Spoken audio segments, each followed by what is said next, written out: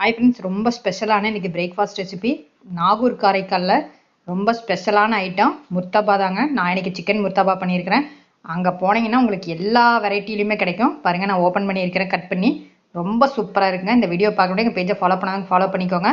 இதுக்கு வெங்காயம், தக்காளி எல்லாம் கட் பண்ணி சிக்கனை கட் பண்ணி வச்சுட்டோங்க. இப்போ எல்லாம் ஒன்றா சேர்த்திக்கலாம். வெங்காயம், தக்காளி, இஞ்சி பூண்டு பேஸ்ட்டு, பச்சை மிளகாய், கரம் மசாலா, மஞ்சத்தூள், மிளகாத்தூள், உப்பு, அதுக்கப்புறமா சிக்கனை போட்டு நல்லா தண்ணி விட்டு வெந்ததுக்கப்புறமா ஒரு முட்டையை உடச்சி ஊற்றிக்கோங்க. நல்லா அதுவும் வெந்து ஒன்றா கிளறிட்டு லாஸ்ட்டாக மல்லித்தலை தூவி இறக்குனிங்கன்னா உள்ளடா ரெடி. கொஞ்சம் பெப்பர் தூளும் போட்டுக்கலாங்க. இப்போ மைதா மாவு வந்து நான் ஒரு 3/4 மணி நேரத்துக்கு முன்னாடி பிசைஞ்சு வச்சுட்டேன். இப்போ முட்டையை ஒரு பவுலில் வந்து தனியாக பேஸ்ட்டுக்காக லைட்டாக ப்ரஷ் பண்ணணும். அதுக்காக நம்ம உடச்சி ஊற்றியாச்சு.